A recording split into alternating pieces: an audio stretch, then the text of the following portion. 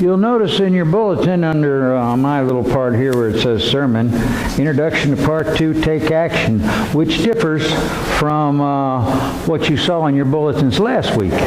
Because last week, today we were going to start chapter 11. And maybe you're not, you read that particular chapter. And trust me, if you read it, it will not be a waste. Because we'll get to it in 2 weeks we'll get to it. But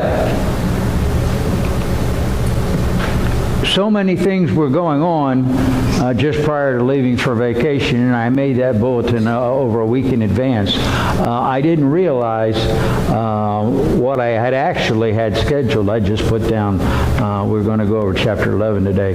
But what I had actually scheduled was that as I was reading the book, and as we got in between those two sections, section 1 and section 2, or part 1 and part 2, I felt like the introduction to section 2 was so important that it deserved a sermon all by itself. So that's what we're actually going to talk about today. We're talking about an introduction to part 2 of Believe. And the key word or key words in that introduction and what it is trying to tell us to do is to take action. And that's exactly what we're going to talk about. The subject is so broad that I'm going to try to confine it for you a little bit, but you should remember that the take action part relates specifically to those 10 things that, or the next 10 chapters that we're going to read in the book. So, let us look. I found that one on the internet. I thought that was pretty cool. Action changes things. Basically, what we're going to talk about is it's easy to say take action. It's much more difficult to overcome the fear that we have prior to taking the action. And we're going to talk a lot about that today. So, in the index in your book, it looks like this. It says, Section 2, Act, what should I do? And then we're going to talk about how we're supposed to take action, how we're supposed to act when it comes to worship, when it comes to how we're supposed to act in our prayer life, how we're supposed to act in our Bible study, in our single-mindedness, in our total surrender, in our biblical community, in how we're supposed to act with our spiritual gifts, the offering of my time, the giving of my resources, and the sharing of my faith. Now these 10 groups of words are very, very important because the author even goes on to say he actually gives them a name, and the name he gives them are the key spiritual principles of the Christian life. And that's so very important that you decide, that you analyze and pick apart those 10 things, those 10 key principles, so that you can act on them each and every week of your day, each and every day of your life. So, this little introduction was even important enough that the author gave it its own key verse. And that key verse today comes from 1 Corinthians 9:24 through 27. Paul wrote this when he said, "Do you not know that in a race all runners run, but only one gets the prize? Run in such a way that you will get the prize. Everyone who competes in the games goes into strict training." And that's what we're going to talk about here, is that strict training. The training that is required for us to make a priority the elements that we're going to act on. They do it to get a crown that will not last. But we do it to get a crown that will last forever. Therefore, I do not run like runners, someone running aimlessly. I do not fight like a boxer beating the air. And that verse, I just get the biggest kick out of that little verse, or that little line, because it tells us two things. It tells us, number one, that people were beating each other in a boxing ring all the way back to Paul's time. And number two, it tells us that they didn't have, as part of their training, shadow boxing, or he wouldn't have talked about that. So I thought that's just a little side note there. No, I strike a blow to my body and make it my slave, so that after I have preached to others, I myself will not be disqualified from the prize. The Bible, as you read it from cover to cover, you'll find the Bible is jam-packed full of biblical characters who overcame their natural fear to do God's calling. And I thought I would do something a little bit different today, is I actually put some of my oratory into what you're going to read. So as I go through just the examples that I picked, you'll kind of pick up on that. The first example that I picked of someone who overcame, or people who overcame their fear of taking action, was, of course, Moses and Aaron. An 80-year-old man and his brother were persuaded by the Lord to go and appeal to Pharaoh and let the Israelites have a 3-day rest. This matter failed, and the Pharaoh only made matters worse for the Israelites, expecting them to make bricks with less straw, and the results, great anger by the Israelites towards Moses and Aaron. See, here's the story. We all know the story. We've all read the story. We've all been the story. But the problem with the story is so often we know the end, so we go right to the end. This is the way it goes. But the important parts for us we miss, because they're the day-to-day type things that we just don't think about anymore. And this is one of those day-to-day type things. God convinces Aaron and Moses to go to Pharaoh. They finally say, okay. They go to the Israelites. They say, we're going to do this for you. We're going to take you out of here. But we have to convince Pharaoh first. So in their first meeting, Pharaoh doesn't like it. It doesn't go very well. Pharaoh doesn't like that meeting too well. So Aaron and Moses leaves. And then what happens? Pharaoh decrees that you will now have to make more bricks with less straw, which essentially made life as a slave even worse, if you can imagine that. It made their day-to-day lives worse.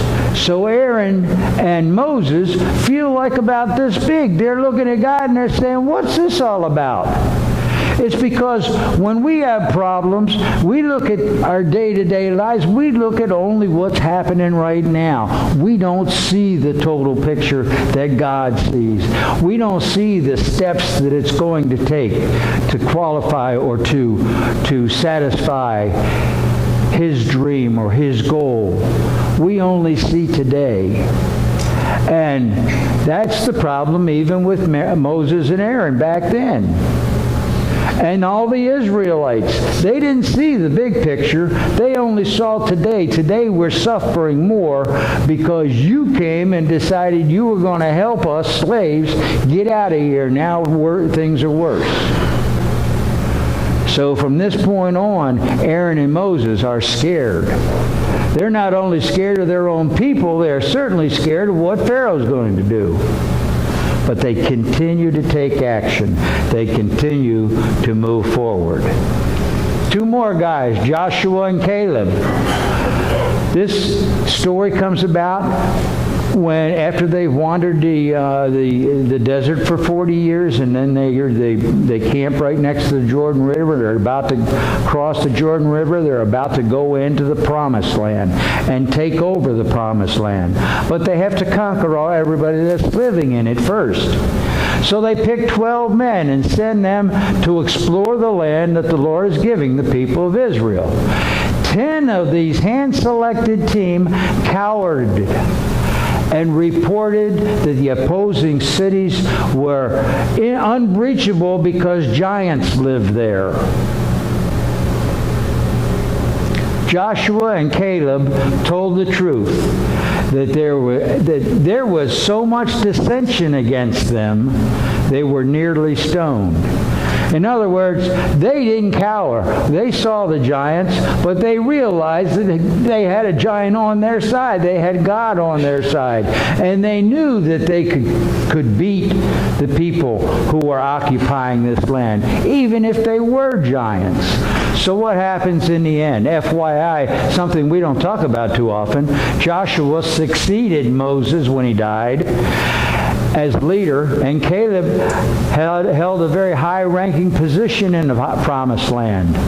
But the other 10 guys who cowered, the other 10 guys who said that we can't do this, they all died in a plague that hit the area not long after that. Gideon. Some people remember the story of Gideon pretty well. Others, we really should, because it's a really great story. Gideon was a warrior, and he had 32,000 men. God told Gideon to go into battle against the Midianites, who had an army of 120,000 men. God told Gideon that his army was too big, of 32,000 men. So after a long oratory of how to whittle down the size of Gideon's army, the army size was then reduced to 300 men. God decided that that was just the right size. Gideon's only strategy was to divide themselves. They divided into 3 groups, and then they waited for nightfall for a very specific time, and then they started blowing their trumpets and smashing clay jars. And by morning, the Midianite army was defeated. Courage to take action with faith in God. These 300 guys had to have been scared to death. They had to have been peeing themselves. I would have been. God was very kind to them. He at least let this attack take place at night, where these 300 guys couldn't see in the daylight what 120,000 people look like, or 120,000 soldiers look like. So God waited for night before he brought them close enough to where they could see this. And all they saw was the campfires and all this. But they still had to have been scared. They knew there were 120,000 people out, or soldiers out there, versus them little 300. They had to have been scared. Gideon had to have been scared. Gideon knew. But Gideon also knew that God was behind him. God was going to handle this. It takes, even with great faith, it takes great courage to step forward and take action. What about Jonathan? Jonathan knew that he was in line to be king after his father's death, King Saul. But he also knew something else.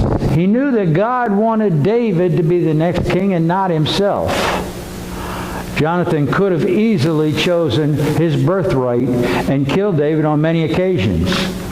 But instead, he chose to follow God's desires and spend many years defending David, even standing up to his own father.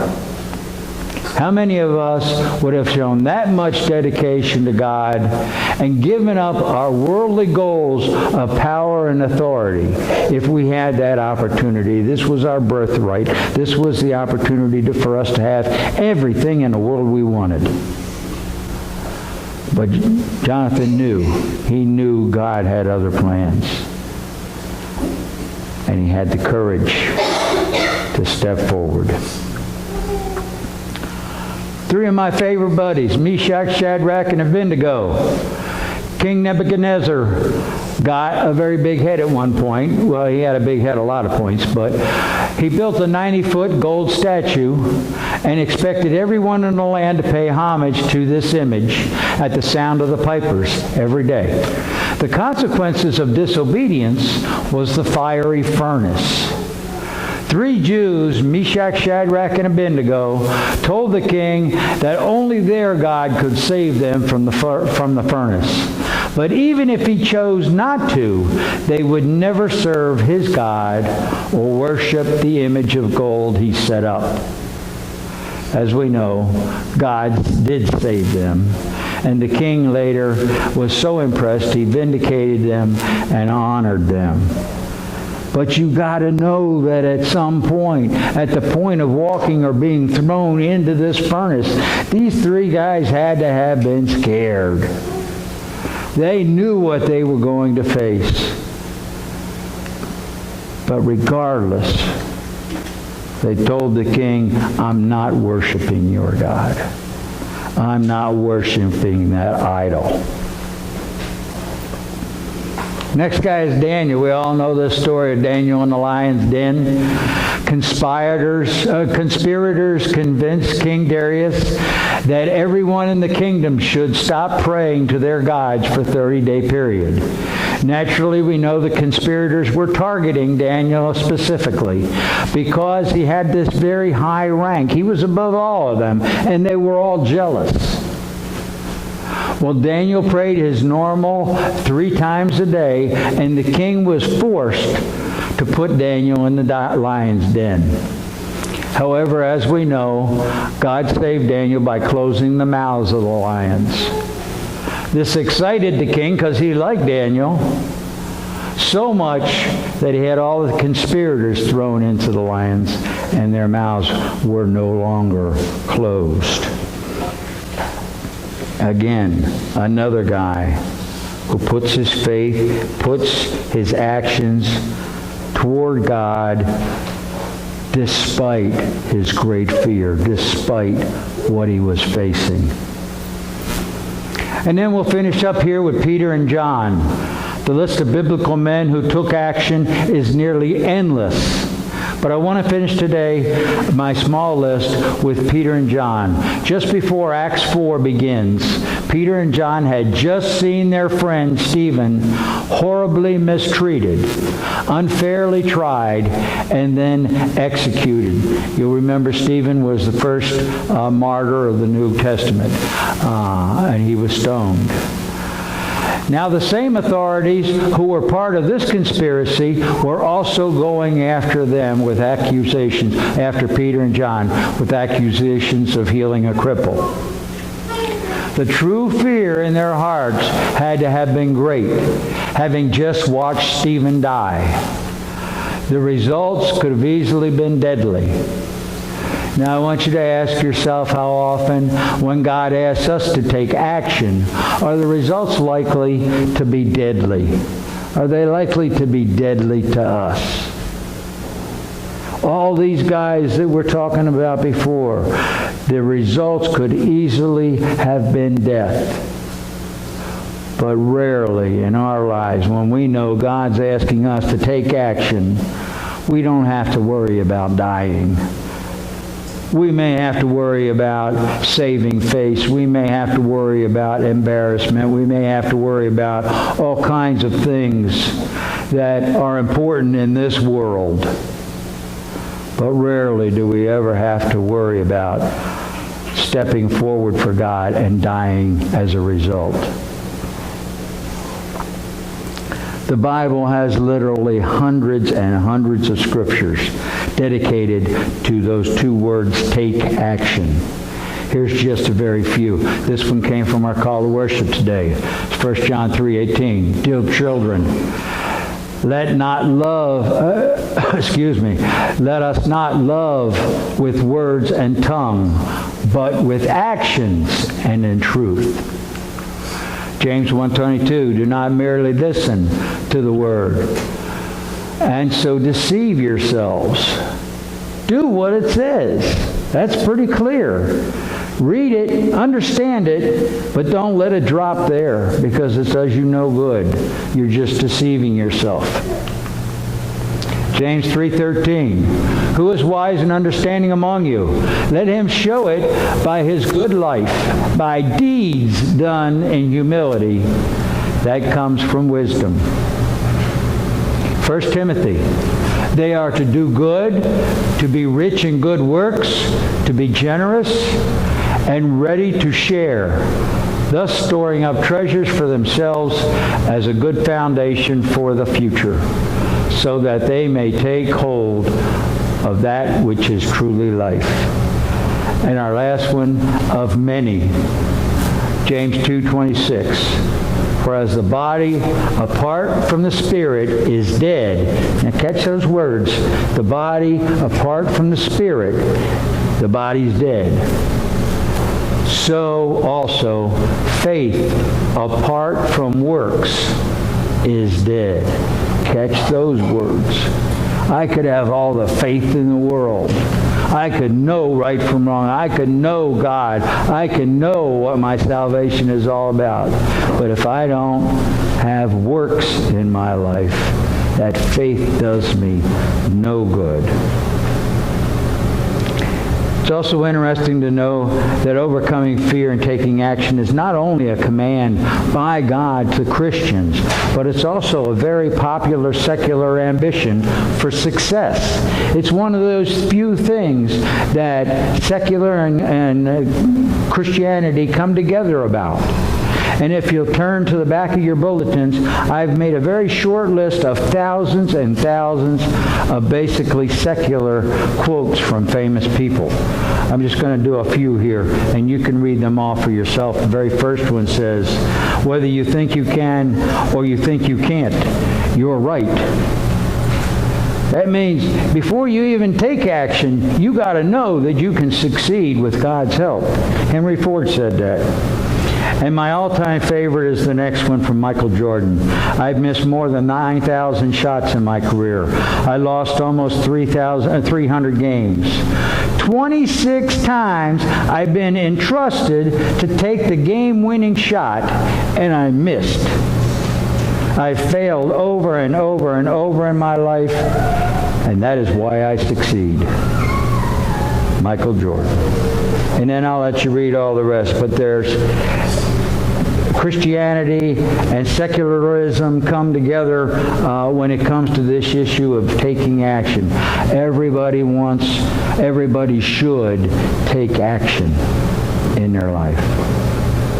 I've told you many times in the past that the Holy Spirit gives me these sermons, but He allows me to do my own research. So as I do the research, He says, go here, go there, go to the other place, and it all gets to put together in the sermon that you end up hearing from Him. But during my research on this particular subject, I ran across a blog by a young lady named Jennifer Clark, and I got the biggest kick out of this particular blog that I read. And I put it up here. It's a blog by Jennifer Clark. She calls her blog The Divine Encounter. And it said, over a year ago, it said, I didn't make a long list of resolutions for 2015. Instead, I chose a single word to reflect some changes I've sensed God leading me to make. That word is act. That word is act. I'm going to finish up today by playing you a song. And it's not there's no great theological meaning to this song.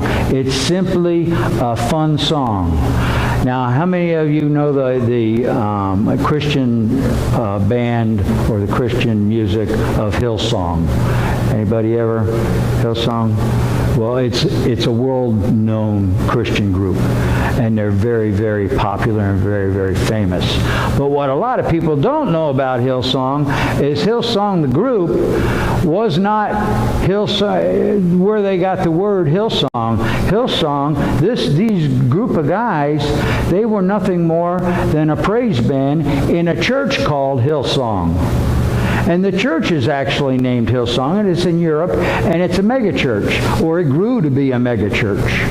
And this group went on to also be world famous. It's a very wonderful church. It's a very wonderful group, but it's a huge church.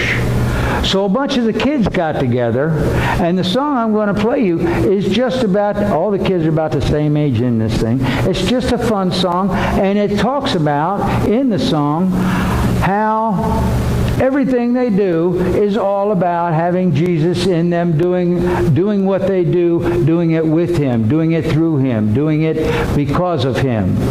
I do everything I do because Jesus is a part of who I am. That's the same way with taking action. This is a taking action song. So sit back and enjoy it. It's called Every Move I Make.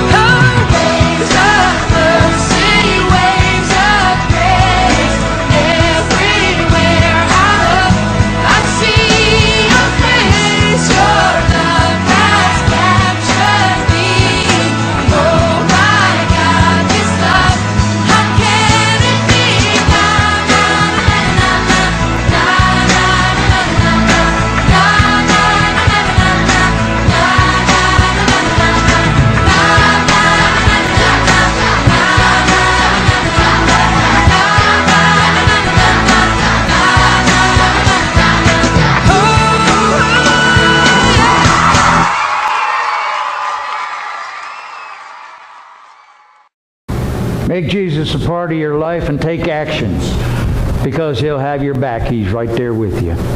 Amen.